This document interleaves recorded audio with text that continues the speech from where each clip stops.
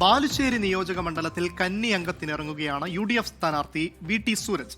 KSU Kozhikode ജില്ലാ പ്രസിഡന്റായ സൂരജ് യുവത്വത്തിന്റെ കരുത്തുമായാണ് ഇത്തവണ ജനവിധി തേടുന്നത്.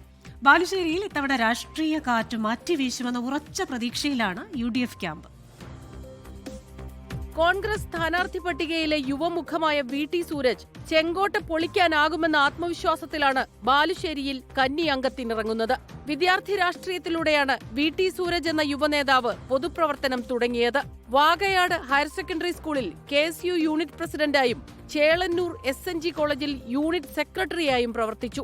ഈ നാട്ടിലെ ജനങ്ങൾക്കിടയിലേക്ക്, തെരുവുകളിലേക്ക് ഓട്ടോ ഡ്രൈവർമാരോടൊപ്പം, തൊഴിലാളികളോടൊപ്പം, കർഷകരോടൊപ്പം, സ്ത്രീകളോടൊപ്പം, കുട്ടികളോടൊപ്പം, എല്ലാ ബാലുശ്ശേരിക്കാരോടൊപ്പം അവരിലേക്ക് എത്തിച്ചേരുമ്പോൾ വലിയ പോസിറ്റീവായ റെസ്പോൺസാണ്. അവരുടെ സ്നേഹം ആവോളം ഏറ്റുവാങ്ങുകയാണ്. അതുകൊണ്ട് തന്നെ 100% ആത്മവിശ്വാസത്തിലാണ്.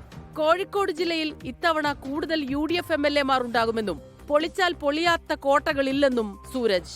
ഇത്തവണ ഒരു MLA അല്ല, ഒരുപാട് MLA-മാർ കോഴിക്കോട് നിന്ന് കോൺഗ്രസിനുണ്ടാവും. പൊളിച്ചാൽ പൊളിയാത്ത കോട്ടകളൊന്നുമില്ല. അത് കഴിഞ്ഞ തദ്ദേശ തെരഞ്ഞെടുപ്പിൽ ബാലുശ്ശേരിയുടെ ജനഹിതം, ജനമനസ് ഐക്യ ജനാധിപത്യ മുന്നണിക്കായിരുന്നു. ഈ തിരഞ്ഞെടുപ്പിൽ, നിയമസഭാ തിരഞ്ഞെടുപ്പിൽ കേരളം UDF-നൊപ്പം ജയിക്കുമ്പോൾ ബാലുശ്ശേരിയും ജയിക്കും.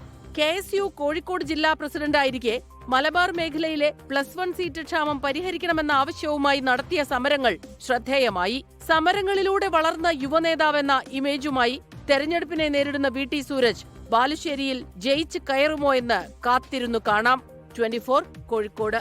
ലോകത്തെവിടെയായാലും ഏത് സമയത്തും 24 വാർത്തകളും ഓഗ്മെന്റഡ് റിയാലിറ്റി പാക്കേജുകളും എക്സ്പ്ലെയിനറുകളും വിശദമായി കാണാൻ ഞങ്ങളുടെ YouTube ചാനൽ നിങ്ങൾക്ക് സബ്സ്ക്രൈബ് ചെയ്യാം.